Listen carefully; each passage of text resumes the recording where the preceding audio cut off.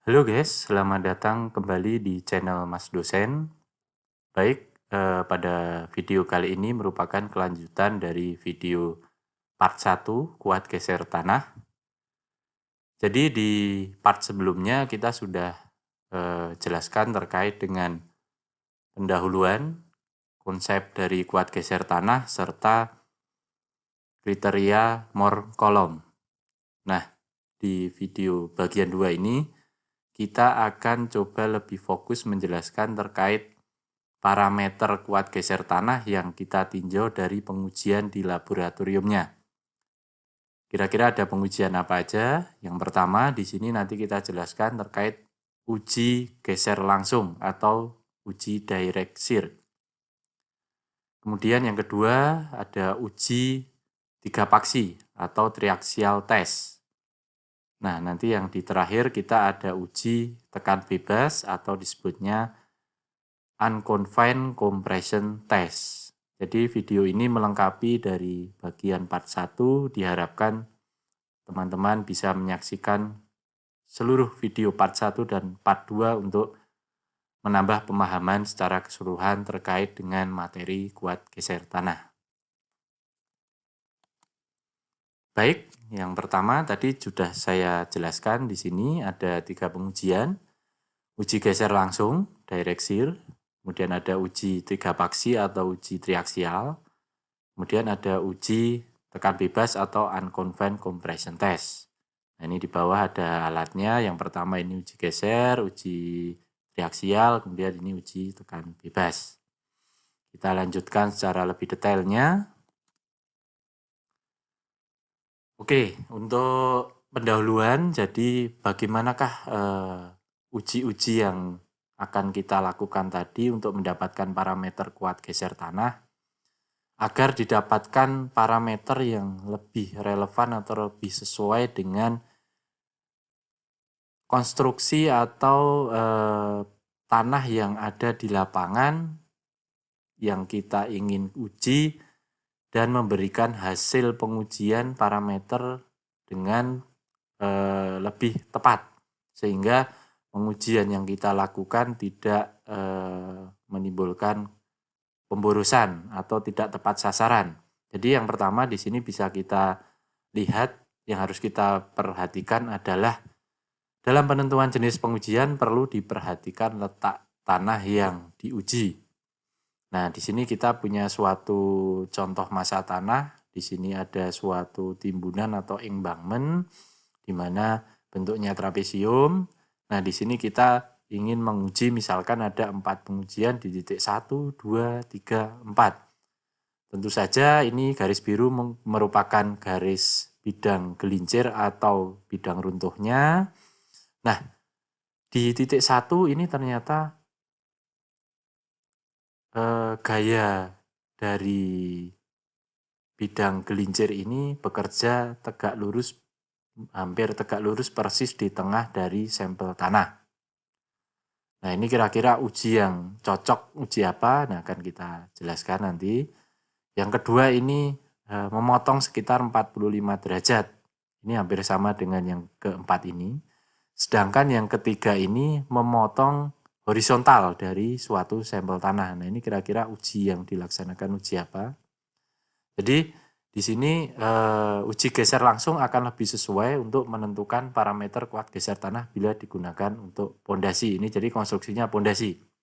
Letaknya di mana kalau uji geser langsung ini di posisi 3. Kenapa? Karena ini posisi nanti untuk parameter dan pengujiannya memang simplifikasi dari bentuk gaya geser yang terjadi seperti ini. Dia adalah horizontal. Kemudian dari uji yang pertama, ini cocoknya nanti kita menggunakan uji tekan bebas atau UCT karena beban yang bekerja nantinya memang arahnya vertikal dari sampel. Kemudian yang 2 dan 4 ini bisa dilakukan uji triaksial ataupun geser langsung karena memang bisa digunakan dua-duanya, tapi cenderungnya lebih cocok untuk uji triaksial karena kita tidak tahu bentuk gelincirnya seperti apa, tapi ini lebih pada memotong sampel pada sudut tertentu yang dia tidak vertikal maupun horizontal. Sehingga ini memang uji triaksial akan lebih relevan untuk menghitung stabilitas lereng atau pondasi ini, seperti ini. Baik, kita lanjutkan. Yang pertama kita akan membahas terkait dengan uji geser langsung atau direct shear test, atau kita singkat DST. Alatnya bisa kita lihat dalam foto berikut. Jadi di sini alatnya ini merupakan uji yang paling sederhana dari uji kuat geser tanah. Jadi di sini alatnya nanti kita akan masukkan sampel di posisi ini, kemudian kita akan lakukan penggeseran dari tanah tersebut pada arah horizontal sehingga dicatat nanti pengembangan dia volumenya berapa, kemudian pergeserannya berapa akan kita catat dalam dial atau arloji ukur ini.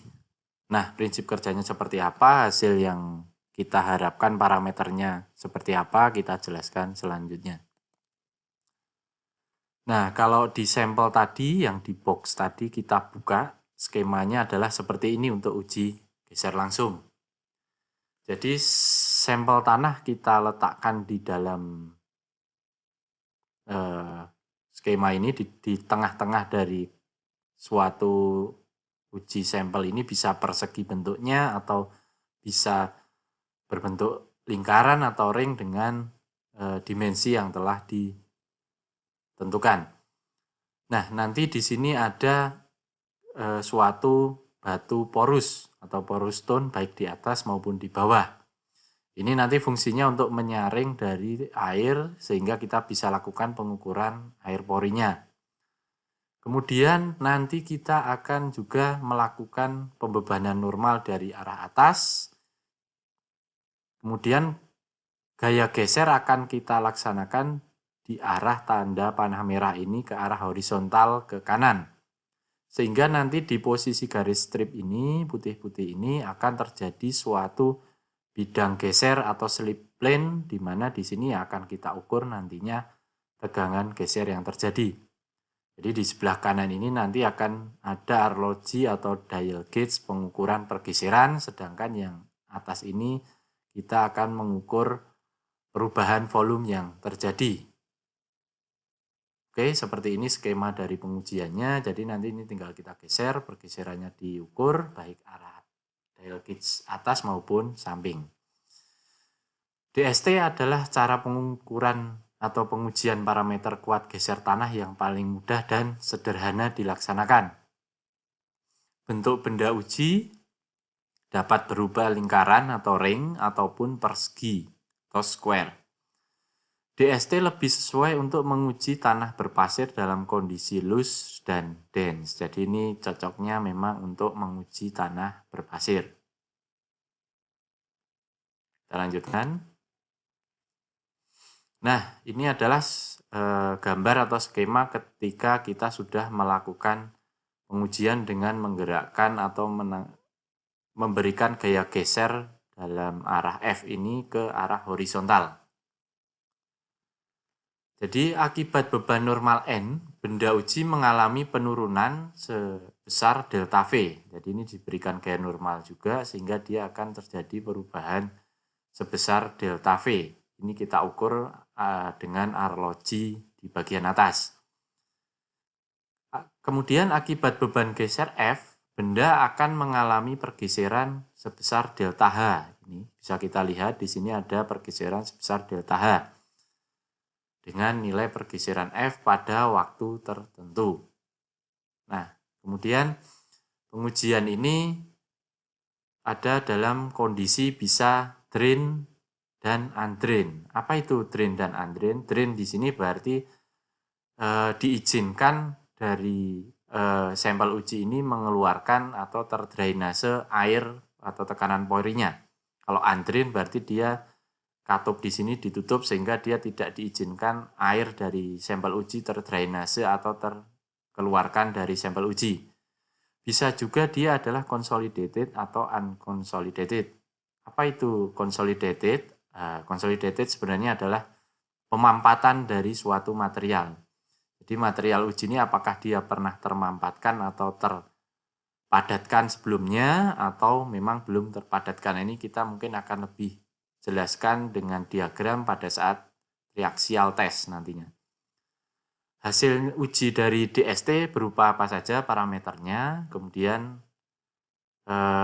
bisa kita lakukan di sini diperoleh parameter berupa kohesi dan sudut geser dalam dari tanah, C dan V. Kemudian grafik hubungan antara pergeseran dan tegangan gesernya bisa kita plotkan juga. Kemudian grafik hubungan pergeseran dan penurunan dari sampel tadi.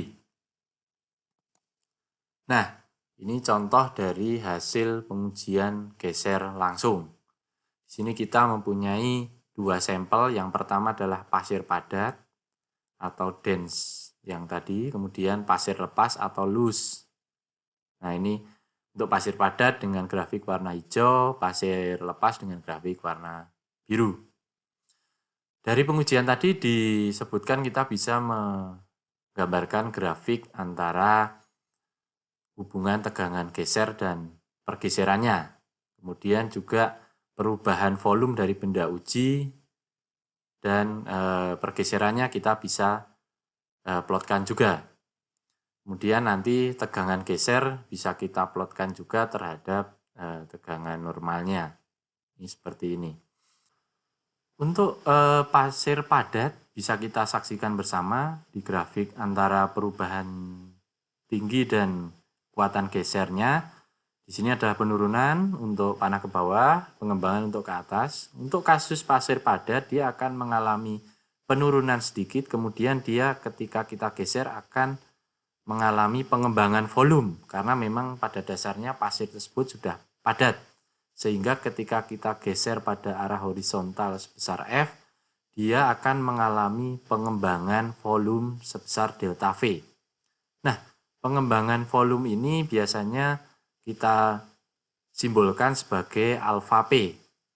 Pada saat alfa P ini mengalami penambahan yang cukup ekstrim, maka di situ akan didapatkan suatu kuat geser maksimum dari pasir padat.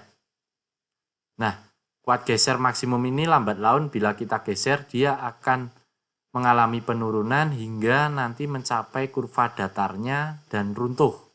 Nah, pada saat runtuh ini berarti kita memperoleh kuat geser ultimate-nya. Berbeda dengan kuat geser pada pasir padat, untuk pasir lepas, dari kurva perubahan tinggi, ya ini ketika kita geserkan, dia karena loose, maka dia akan mengalami penurunan karena terpadatkan. Dia akan mengalami penurunan di mana pada saat dia hingga mencapai kira-kira perubahan volume itu sudah tidak signifikan, maka dia akan mencapai kuat geser dari maksimum pasir lepas. Dan bila kita teruskan sedikit saja perubahan dari kuat tekanan geser, akan didapatkan kuat geser ultimate-nya. Jadi di sini terlihat perbedaan antara tegangan geser akibat pasir padat maupun akibat dari pasir lepas. Bila kita plotkan di grafik tegangan geser dan tegangan normalnya, untuk pasir padat cenderungnya dia akan lebih didapatkan nilai yang lebih tinggi dibandingkan dari nilai dari pasir lepas. Di mana nilai V dari pasir padat pun dia jauh memiliki nilai V yang lebih besar dibandingkan dari nilai V pasir lepasnya, sehingga dapat diambil kesimpulan bahwa pasir padat mempunyai nilai kuat geser maksimum lebih tinggi dibandingkan dari pasir yang lepas. Material pasir padat dan pasir lepas tentu saja di sini kita tidak mempunyai nilai lekatan atau kohesi, sehingga bisa kita saksikan bahwasanya di sini nilai kohesi dari material atau ini material pasir itu adalah 0. Jadi di sini bisa kita berikan penjelasan Dilatansi atau pengembangan terjadi antara pasir lepas dan pasir padat sebesar alfa P pada saat kekuatan geser maksimum atau puncaknya. Tadi kita jelaskan untuk pasir padat di sini, pasir lepas seperti ini. Kuat geser ultimate atau kritis akan terjadi pada saat perubahan tinggi benda uji dia mendekati tetap atau sama dengan 0. Jadi ini ketika ini sudah hampir rata, tidak ada perubahan lagi tinggi pada saat benda uji tersebut digeser, maka akan mendekati dari kuat geser ultimate atau kritisnya. Ini pada saat benda tersebut atau uji tanah tersebut runtuh. Nah, ini penjelasan dari uji geser langsung. Kira-kira ketidakteraturan dari suatu hasil uji geser langsung diakibatkan karena apa saja faktor-faktornya? Baik, yang pertama jadi benda uji dipaksa untuk mengalami keruntuhan atau failure pada bidang yang telah ditentukan. Jadi di sini bisa kita lihat pada dasarnya tanah tersebut bidang runtuhnya sudah kita tentukan.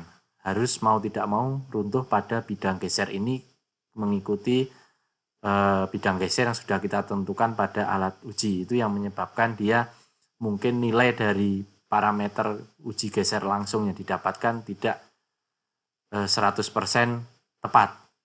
Kemudian distribusi tegangan pada bidang runtuh tidak seragam dan parameternya kompleks. Pergeseran hanya terbatas pada gerakan maksimum sebesar alat direct shear test yang digerakkan. Jadi memang ini memang terbatas dari besaran ring dari yang alat uji DST ini. Luas bidang kontak antara tanah di kedua setengah bagian kotak geser berkurang ketika pengujian berlangsung. Ya, karena kita dibatasi oleh suatu ring sampel ini, ketika dia digeser seharusnya tanah yang di posisi baik ditinggalkan maupun yang akan dituju ini seharusnya masih ada. Dalam kenyataan atau simplifikasi di lapangan seharusnya masih ada, tapi disimplifikasikan dalam uji DST ini luas kontaknya berkurang saat pengujian sehingga itu mempengaruhi dari hasil DST. Baik, untuk yang kedua kita akan melakukan pembahasan terkait uji geser 3 paksi atau triaxial shear test. Nah, alat ujinya seperti ini, di mana di sini ada suatu alat uji untuk melakukan triaksial dengan tabung dan alat sampel uji diletakkan di bagian tengahnya, kemudian ada arloji pengukuran di sebelah atas untuk tegangan dari beban normalnya. Baik, kita jelaskan secara lebih detail skemanya dengan memperhatikan next pada berikut ini. Untuk skema pengujiannya atau alat ujinya adalah seperti ini. Jadi di sini sampel berupa bentuknya tabung dengan tinggi yang sudah ditentukan, nanti kita akan jelaskan lebih lanjut. Kemudian juga ada batu porus di sebelah atas dan bawah. Di sini diselubungi oleh suatu membran, sehingga tanah ini tidak berkontak langsung nantinya dengan suatu cairan air ataupun gliserin yang diterapkan di sekeliling dari sampel. Di atasnya nanti kita akan melakukan pengujian tekan normal, sehingga di sini ada beban normal dan dengan dilengkapi dial gauge-nya. Kemudian di sini juga ada dial gauge untuk mengukur dari penurunan sampel ujinya.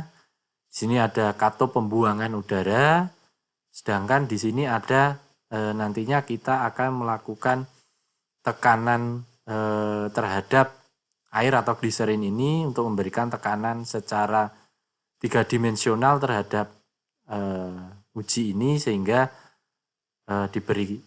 didapatkan parameter tau 3. Ini nanti kita akan mendapatkan tekanan sel disebutnya dengan dial gauge juga dilengkapi di sini. Di bawah batu porous stone ini, nah kita akan bisa melakukan pengukuran air pori. Dan pada bagian ini kita akan memberikan nantinya back pressure. Jadi uji geser triaksial ini kalau boleh kita jelaskan lebih reliable atau lebih terpercaya untuk menentukan parameter kuat geser tanah.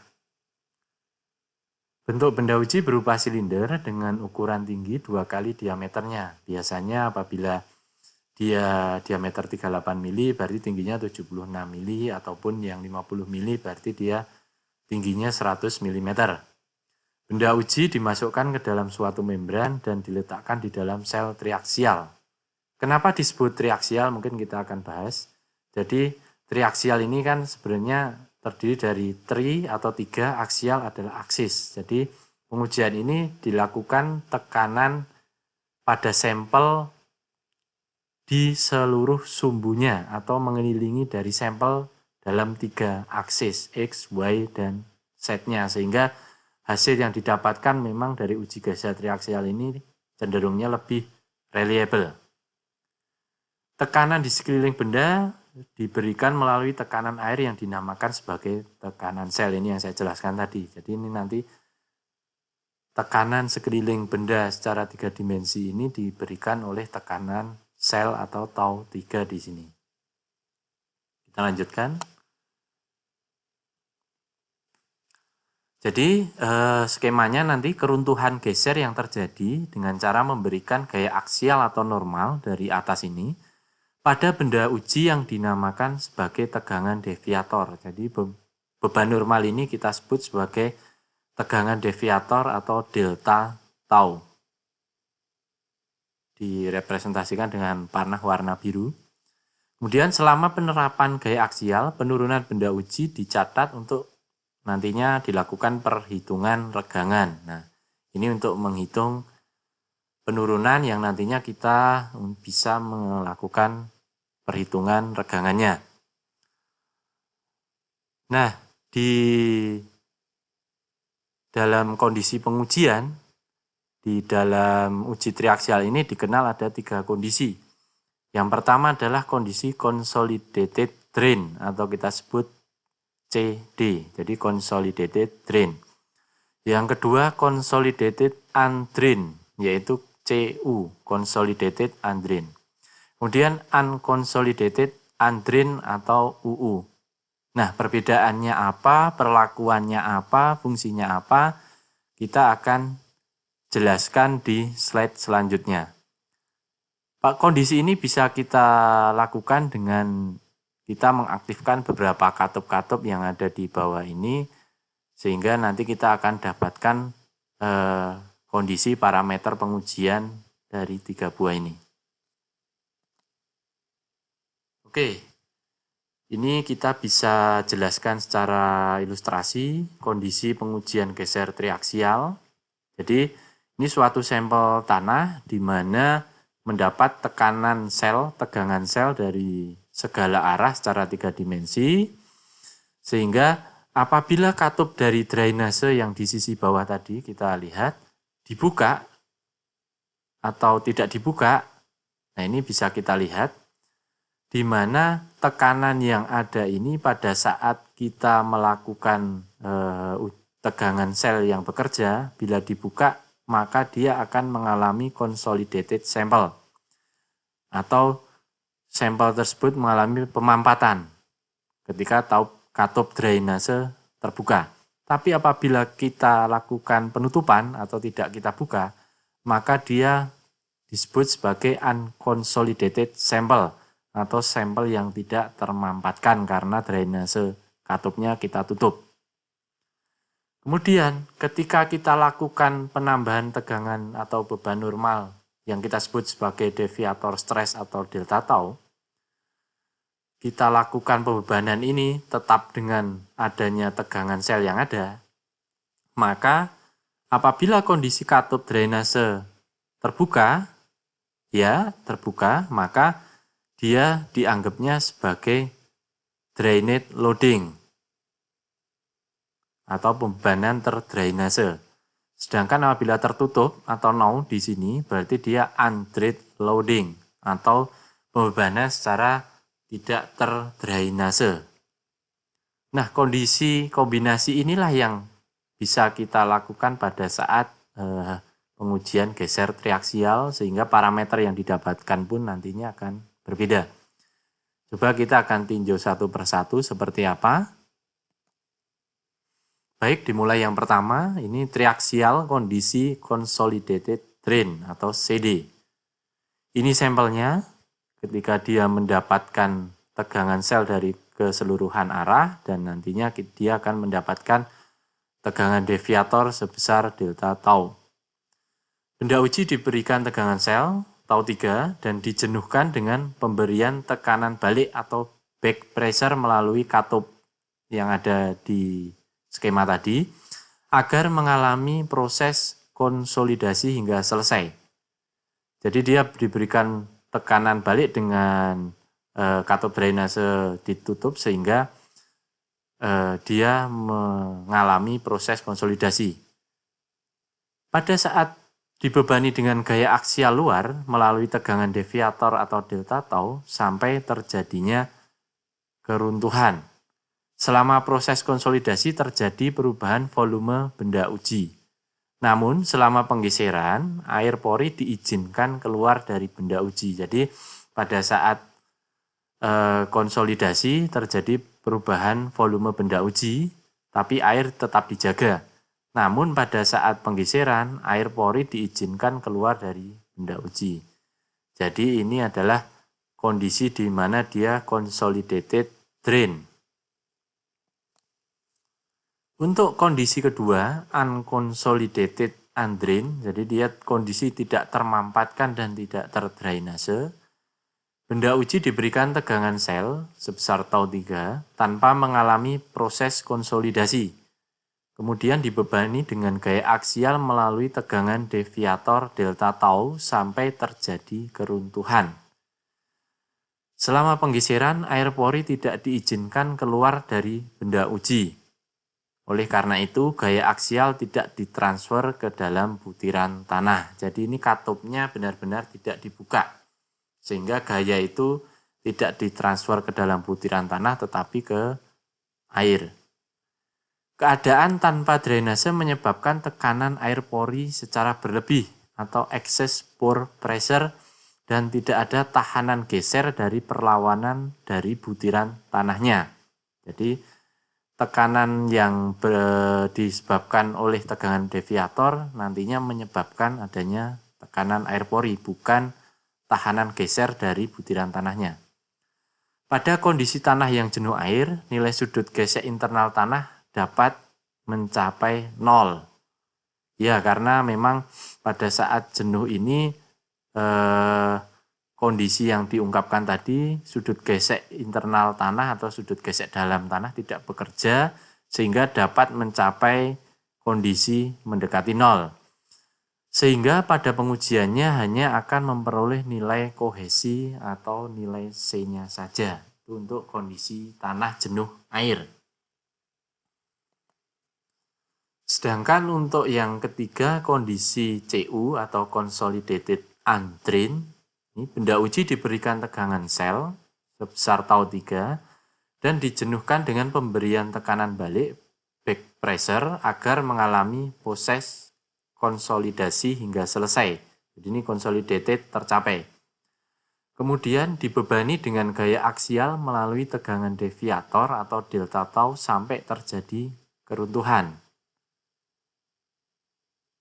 Selama proses konsolidasi terjadi perubahan volume benda uji, namun selama penggeserannya air pori tidak diizinkan keluar dari benda uji, maka tidak terjadi perubahan volume benda ujinya.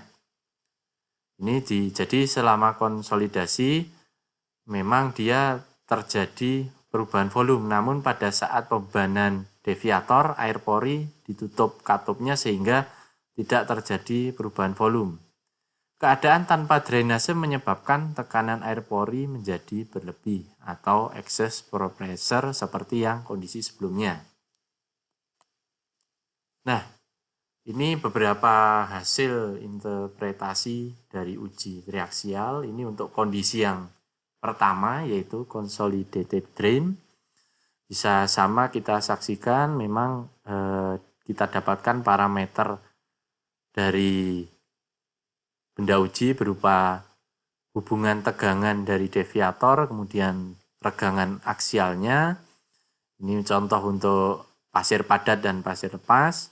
Kemudian kita juga bisa plotkan grafik dari perubahan volume benda uji dan terhadap tegangan gesernya. Bagaimanakah dia pengembangannya atau pemampatannya. Kemudian juga nanti bisa kita plotkan juga perubahan terhadap benda ujinya dalam versus waktu yang diperlukannya. Uji triaksial pada kondisi consolidated drain ini tidak lazim dilakukan pada tanah lempung, karena waktu yang diperlukan untuk menjamin air pori terdrainase akan sangat lama sekali, sehingga tegangan deviator diterapkan dengan kecepatan yang sangat lambat. Jadi ini kalau untuk kondisi yang tanah lempung, dia kurang sesuai atau membutuhkan waktu yang sangat lama.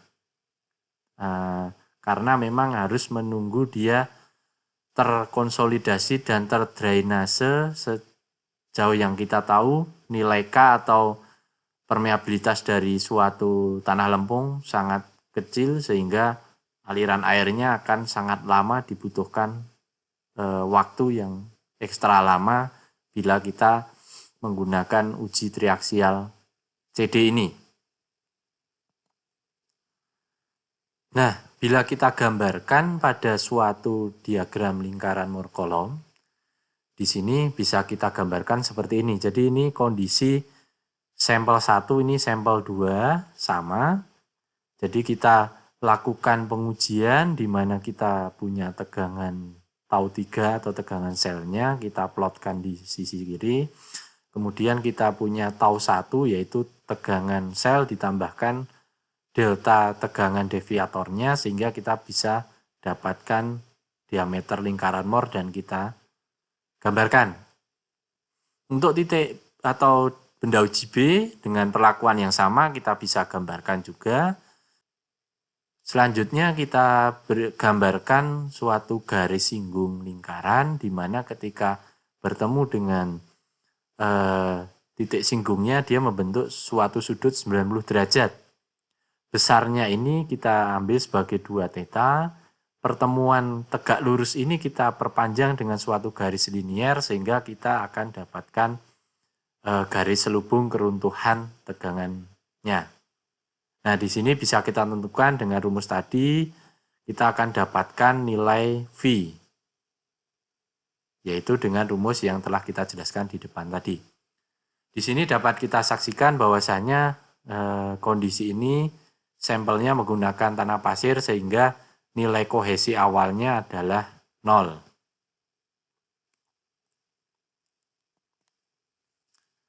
Nah, untuk uji triaksial dengan kondisi CD pada tanah lempung seperti apa? Memang tidak lazim digunakan karena waktunya cukup lama, tapi bisa juga digunakan. Nah, ini memberikan hasil seperti ini. Bila kita plotkan diagram Moore-nya, dia akan memberikan lingkaran Moore seperti ini. Kita cari garis singgung, kemudian kita plotkan garis warna biru ini atau warna hijau ini, itu sebagai garis selubung keruntuhannya. Nah, di sini memang didapatkan nantinya sebesar nilai C atau kohesinya, karena ini adalah lempung. Kemudian didapatkan juga nilai V. Nah, di sini selubung kegagalan tegangan efektif kondisi consolidated drain untuk tanah lempung yang over consolidated, jadi lempung yang terkonsolidasi secara lebih, di mana dia posisi di sini, dia akan memberikan dua buah garis selubung keruntuhan yang berbeda, dengan sudut gesernya juga berbeda. Di mana ketika kita letakkan sampel over consolidated lempung itu pada uji triaksial, ketika kita menurunkan dari tegangan sel, maka secara otomatis sampel tersebut akan mengembang. Namun apabila nanti kita akan lakukan uji dengan melakukan penurunan tegangan sel ke arah normally consolidated, maka perubahan tegangan atau perubahan volume itu yang akan kita catat. Sehingga ada dua kasus di sini, ketika dia mengalami over consolidated, dia akan mendapatkan garis selubung keruntuhan seperti ini, garis warna hijau. Sedangkan apabila nanti dia menjadi normally consolidated atau terkonsolidasi normal dengan kita menurunkan tegangan tau 3 atau tegangan selnya, kita akan dapatkan garis warna merah. Ini memang terjadi kenaikan atau perbesaran nilai sudut geser dalamnya. Jadi nilai V di sini lebih besar dari nilai V1 yang ada di sebelah kiri. Nah, ini yang harus kita perhatikan apabila kita menguji tanah lempung yang over consolidated. Dia terdapat dua sudut gesek dalam tanahnya. Oke, kita lanjutkan. Untuk kondisi consolidated undrained, jadi di sini sama, kita akan mendapatkan beberapa parameter grafik pengujian. Perbedaannya di sini kita akan nantinya mendapatkan tegangan runtuh utama mayor total yaitu T1, yaitu tegangan sel ditambahkan dengan tegangan deviatornya. Kita juga akan mendapatkan tegangan runtuh utama mayor efektif, di mana tegangan efektif tentu saja dia dikurangi dari tegangan air porinya. Nah, nanti kita akan dapatkan tegangan runtuh utama minor atau tau 3, juga nanti tegangan runtuh utama minor efektif, yaitu tau 3 aksen atau tegangan efektif minornya akan kita dapatkan setelah tegangan minor atau tau 3 tegangan sel dikurangi dengan tekanan air porinya.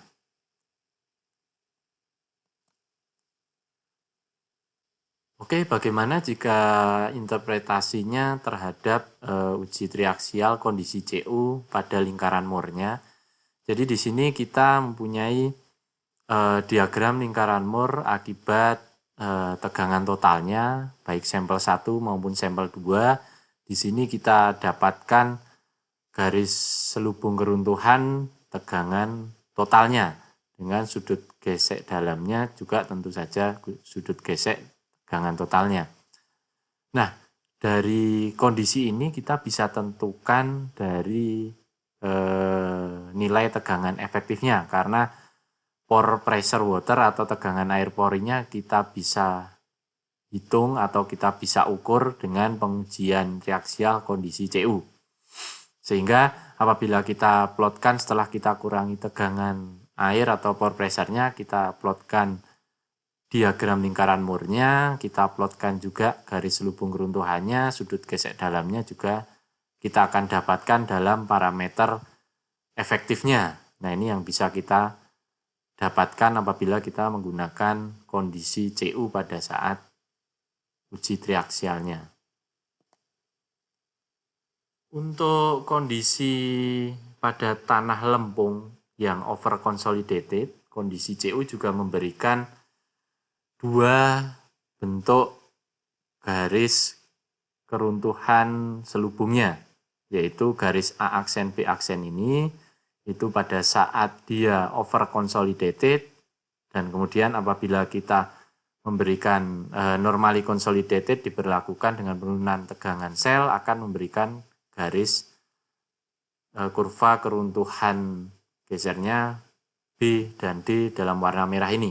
Tentu saja ini diperoleh tegangan sudut geser dalamnya juga berbeda, di mana nilai V yang normally consolidated akan lebih besar daripada nilai V pada saat over consolidated.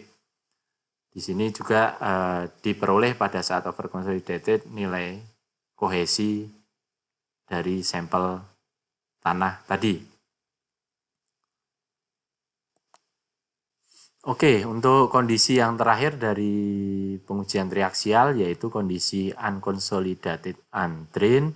Di Di sini bisa kita lihat hasil dari pengujian kita gambarkan dalam diagram lingkaran Moore-nya.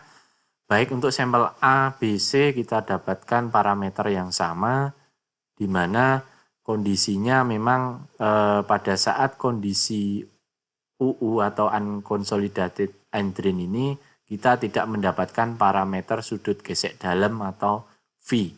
Ini cenderungnya mendekati 0. Sehingga garis serubung keruntuhan yaitu nilainya sebesar nilai dari kohesinya sampel tersebut digambarkan secara horizontal dari sisi kiri ke arah kanan karena tidak diperoleh nilai sudut geser dalamnya. Ini contoh selubung kegagalan tegangan kondisi U untuk tanah lempung yang jenuh air. Jadi tanah lempung yang sangat jenuh air, dia hanya mempunyai nilai kohesif saja tanpa mempunyai nilai sudut gesek dalamnya. Mungkin itu yang bisa kita jelaskan terkait dengan uji triaksial, bagaimanakah pelaksanaannya, kemudian interpretasi hasilnya, termasuk penggambarannya dalam diagram lingkaran Moore-Coulomb. Selanjutnya kita lakukan pembahasan terkait uji tekan bebas atau unconfined compression test atau lebih dikenalnya dengan UCT.